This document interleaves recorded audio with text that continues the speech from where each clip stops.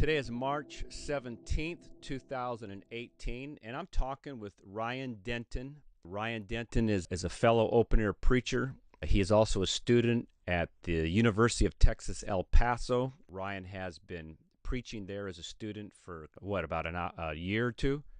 I'm at the close of the third semester, but this is actually my fourth semester total. Okay. At UTEP, so about 2 years. Ryan became a student at University of Texas, El Paso for the main reason to be able to preach on campus, because with that particular school system in Texas, the university system, they don't allow people to come on campus, open-air preachers, and preach on campus. Ryan decided to work around that restriction by actually enrolling in one class. He started to preach out there. Opposition began to happen. So Ryan, just give a little bit of background. What happened? Just kind of go through it.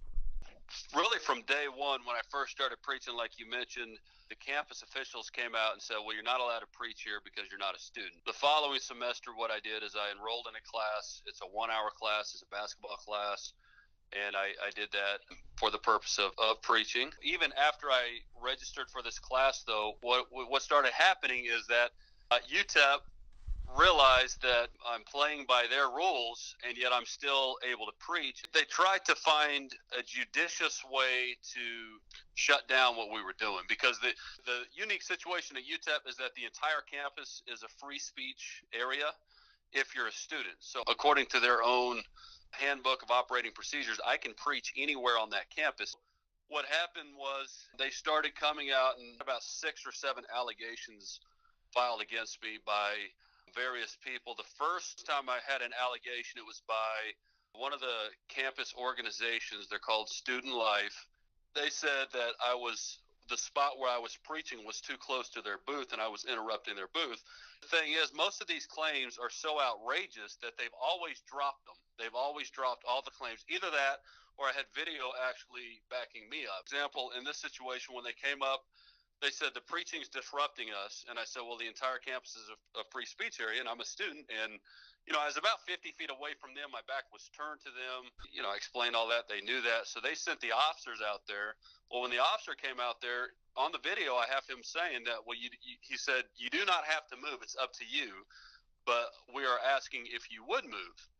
And generally, I wouldn't have a problem with that. The thing is, though, this was the very first day, and really the first hour of that semester. Politely as I could, I let the officer know that I was concerned that if I moved today, this was kind of going to set a precedence for the rest of the semester. And so I said, respectfully, I have to decline that I'm not going to move.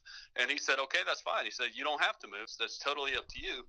Well, what happened is this organization filed the allegation against me with the Office of Student Conduct, and the director there, she didn't get to the point where she was going to put me on any kind of disciplinary action, but she was reprimanding me until I sat on the video until the very end, and then I showed her the video of the police officer saying you don't have to move. And so once I showed her that, they dismissed that allegation. And, that's just one example of the 5 or 6 that have happened. The latest one was the first time that I was actually hit with any kind of disciplinary action by the campus. So they put me on disciplinary probation for supposedly disturbing a faculty member who works in a building about 100 to 200 feet from where we preach. It's I don't want to say it's a brick wall, but I don't know what the structure is made of. It's an insulated wall, I can tell you that. And so she's on the other side of this. She's not a teacher. She works with administration. And so she said that our preaching is actually preventing her from doing her work. She sent an email to the director of the Student Conduct Office. And the problem is, without ever coming to me or without ever even sending campus police or anything like that to us to say, hey, you're disturbing us in this building, can you keep it down? She just sent an email to the director, and the director brought me in and said, based on this email, you're on disciplinary probation. Without any type of a hearing or anything, put you on disciplinary action? That is correct, yeah. And it's the director of the office. She's the same lady I speak to. There's a complaint or anything like that, she's the lady I talk to. And so she was the one that made the decision. To me, it seems amazing that a bureaucrat at the university has the power to arbitrarily bring you into their office based on an email, it doesn't seem right.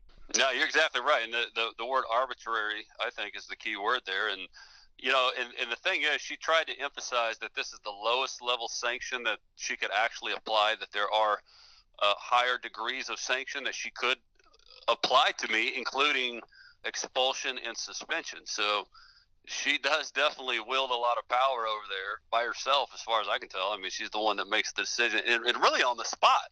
So, I mean, after she hears what happens, so she brings me in, I tell her my side of the story. She has the emails and things like that, and based on that meeting, she, like you said, arbitrarily decides one way or the other.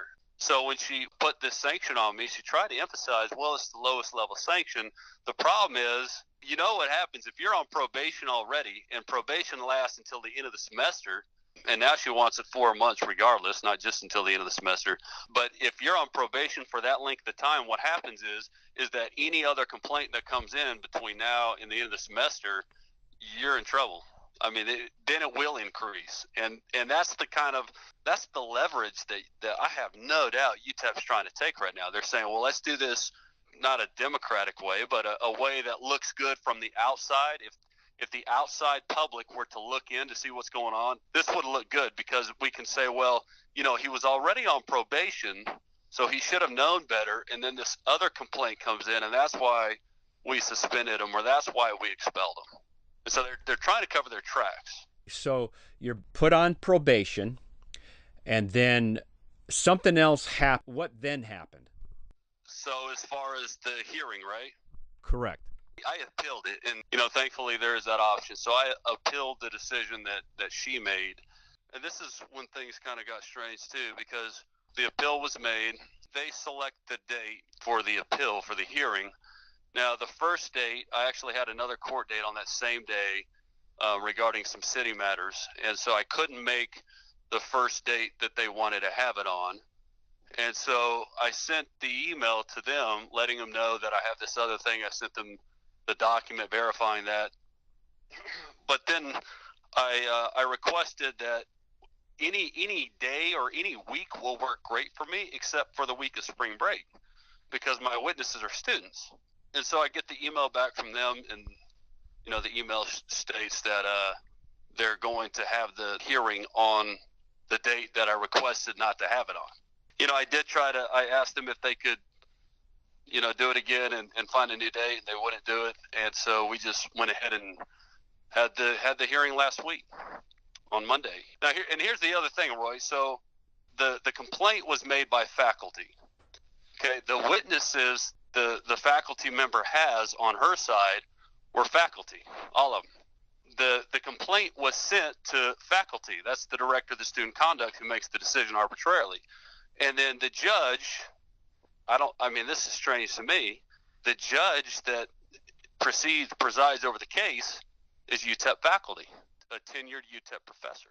So everything about it is faculty versus a student. You don't have to try very hard to see that it's already a kangaroo situation. And, by God's grace, I had an attorney from Dallas who decided to represent me, and he did a great job. He's over, I think he's with Haynes Boone. His name's Ryan Gardner. He did a great job, though, with just all the things leading up to the hearing. And he was there during the hearing and gave good counsel throughout the hearing. He wasn't able. The other thing about UTEP is they don't allow the attorney to actually do any of the speaking. So the student has to do all the speaking, but the attorney was able to counsel me through that. Okay, so this attorney was able to at least be there with you during the hearing, this disciplinary hearing with UTEP, the university. That's right, yeah. And he really did help. I mean, just knowing going into the situation that it was already rigged against us, and still deciding that he wanted to take this case and help me out. I mean, that is such a blessing, and says a lot about him too, I think. Be able to be willing to really to help out in these situations that you see more and more of this kind of stuff occurring throughout the country. This First Amendment stuff on college campuses, it's outrageous. Yes, and it's getting worse and worse. Okay, so Ryan, so you had the hearing. This was last week, correct? This was on Monday of this week, and today's Saturday. Okay. And, yeah. Have you heard back from UTEP about what they decided?